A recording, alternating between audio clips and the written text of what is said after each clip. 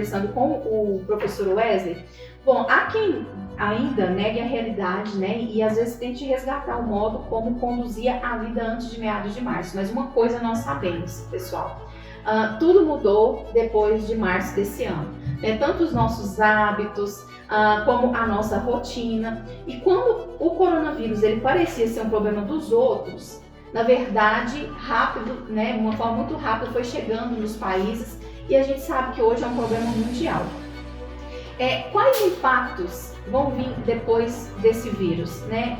Qual o grande desafio de saber lidar com uma situação que os especialistas ainda não conseguem expor precedentes?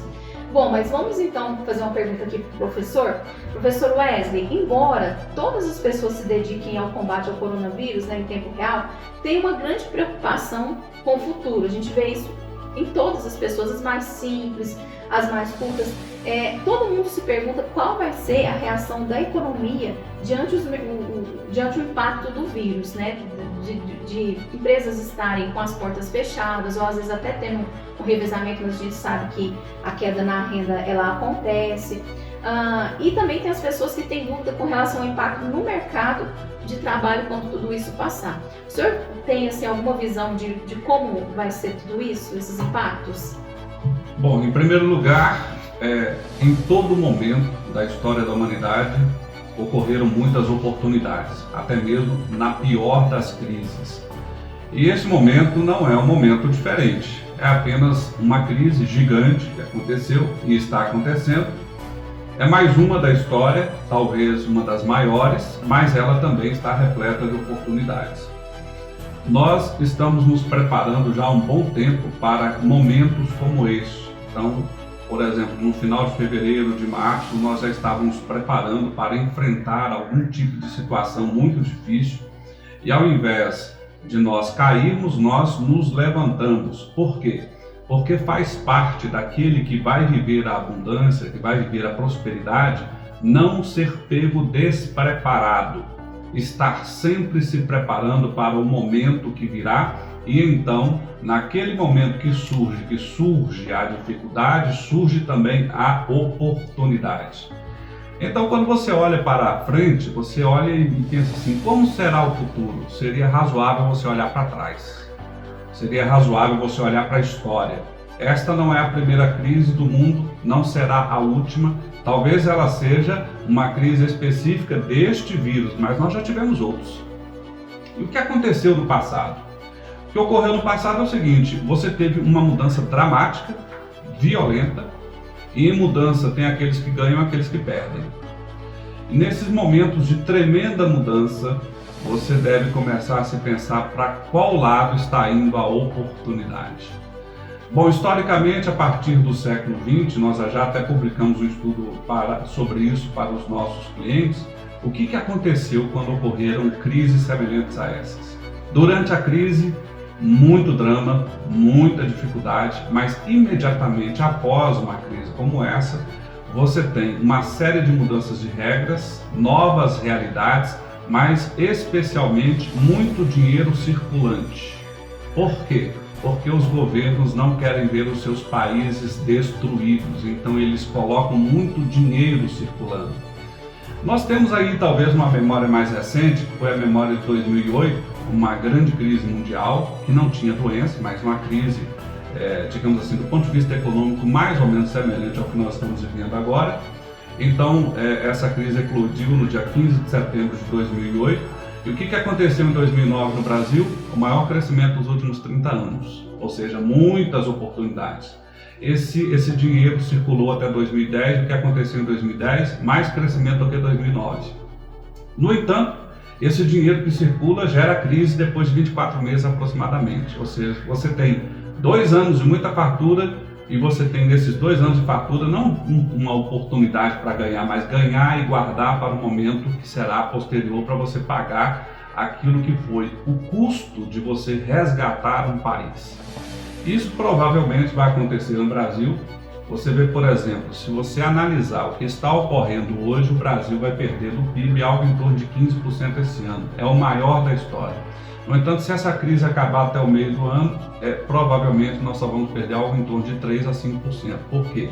O segundo semestre, que é quando você tem uma injeção de capital violenta, faz com que haja dinheiro abundante nas mais diferentes frentes, faz com que as empresas que se prepararam para este momento tenham os meios de aproveitar as oportunidades, porque muitos dos concorrentes dessas empresas terão falido, porque não se prepararão, mas a demanda continuará a existir.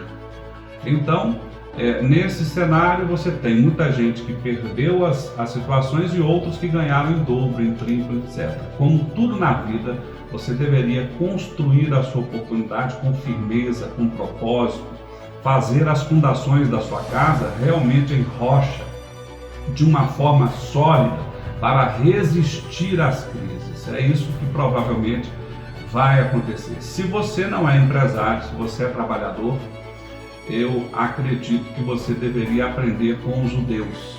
Os judeus têm um monte de ensinamentos, mas na cultura judaica cristã você tem basicamente um ensinamento muito peculiar, que é mais específico da Judéia antiga, que é a tese da evolução de vida 1% ao dia. Isso quer dizer basicamente o seguinte: ao invés de você, no momento em que aparentemente não está fazendo nada, você ir para casa, ficar baixo astral, desistir da vida e ficar ali pregado na televisão, assistindo filmes ou vendo notícias terríveis, você deveria estar cuidando de se evoluir, de aprender algo novo, de desenvolver um novo dom, de estar mais preparado, porque quando a oportunidade vier, você vai ser uma daquelas primeiras pessoas a estarem prontas, preparadas a abraçar e pegar essa oportunidade, e de repente você vai olhar para aquilo e dizer assim: graças a Deus aconteceu aquilo comigo, porque eu saí de uma situação que eu achava que era boa, mas agora estou numa situação muito melhor, porque eu me preparei para esta situação.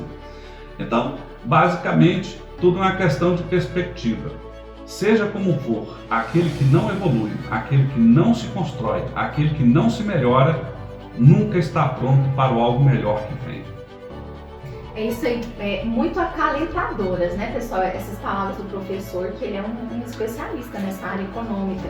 Porque às vezes, professor, a gente vê pessoas entrando apenas numa onda negativa, né? E as pessoas ficam com medo, pânico, tem pessoas que começam a entrar até mesmo em depressão. Acho que isso que o senhor falou é muito importante, no sentido de que vão haver sim oportunidades, né? Mas acredito que as pessoas têm que estar preparadas para elas, como o senhor disse, né? E procurar aprender algo novo, desenvolver as suas habilidades. Eu estou aqui com um levantamento, professor, de um dado de pesquisa. Foi um levantamento que foi realizado com mais de 2.000 pessoas, e essas pessoas tinham foi realizado nos dias 25 e 27 de março, né, a colheita dessa pesquisa, através da Opinion Box, que é uma empresa especializada em pesquisas de mercado, que divulgou que 72% dos entrevistados dessas 2.000 pessoas indicaram que a pandemia ela já impactou negativamente a sua vida de alguma forma, sendo que 6 em cada 10 afirmaram ter uma preocupação com o risco da renda familiar diminuir, né? E quase metade acreditava que os gastos deviam aí aumentar durante esse período. Mas assim, a gente quer saber, professor, é fato, realmente assim, trouxe um impacto para a vida de todo mundo, e o impacto financeiro. Mas existe alguma receita para superar a crise financeira pós essa pandemia? Como agir diante dessas perspectivas pessimistas? Bom, quando você olha a história, você vê que a humanidade, ela enfrentou a crise, a humanidade, eu digo, os povos, as nações e as pessoas, por meio de 5 coisas. A primeira coisa, e parecem coisas tolas, a primeira coisa que eu diria para você é o seguinte: a coisa mais feita pela humanidade é não desistir. Não desistir. A crise se abateu e a maior parte das pessoas fizeram isso, desistiram. E o que eu vejo nas pessoas que estão vencendo, inclusive no meio da crise, é que elas não desistiram. Se você é empreendedor, você também não pode desistir. Se você é um trabalhador e não um empreendedor, você não deve desistir. Eu diria para você assim, olha, foque no resultado. Se Se você precisa de um trabalho, bata a perna, vá atrás, telefone, ligue, melhore. Não conseguiu, se pergunte por que não consegui, mas não desista. Eu diria, já que estamos numa rádio cristã, que isso é mais ou menos semelhante a uma questão de fé. Aquele que tem fé não desiste, porque quem perde a esperança já morreu. Então, quando você olha para situações, o que você poderia fazer? Eu diria, para não desistir, primeiro você não pode temer. Você não pode olhar para a coisa e falar assim, ai meu Deus, isso é maior que tudo. Maior que tudo não. Você tem que continuar, persistir, insistir, ir adiante, lutar. E se daquele jeito não está dando, você faz o quê? Você muda, se adapta, mas não desiste, persiste. Não deu jeito, de outra maneira, de outro jeito, de outro ângulo, mas insiste, persiste. Porque existe uma coisa no provérbio popular brasileiro que é água mole em pedra dura, tanto bate até que fura, e você vai insistir e chegará lá. Então eu vejo muita gente com pânico, vejo muita gente tristonha, e esse conjunto de coisas, de ficar dando ouvidos àquelas lamúrias, àquelas situações de pessoas que estão fracassadas, estão sofrendo, não se prepararam para este momento ou já estão desistentes, elas vão colher justamente o que? Os frutos da desistência, os frutos do sofrimento que ela mesma está falando. Então, a primeira coisa é não desistir. Ao longo da história da humanidade, aqueles que não desistiram obtiveram muito mais sucesso do que aqueles que fizeram a sua desistência formal. Mas existe mais algumas coisas que a gente pode dizer, eu vou dizer pelo menos mais uma. Dobre os seus esforços. Não só não desista, mas faça o dobro, e o dobro, e o dobro. Porque se você não desistir durante 4 horas por dia, já é algo muito bom, mas se você não desistir por 8, já é excepcional. E se você fizer 16, eu lhe digo uma coisa, você tem que ter uma convicção imensa de vida para fazer o que você tem que fazer. Você precisa olhar para a realidade que você está enfrentando e não se acovardar perante ela. E olhar para ela e dizer assim, eu a vencerei, eu continuarei. É basicamente uma coisa aparentemente boba, parece palavras aparentemente vazias, mas eu vivo isso todos os dias.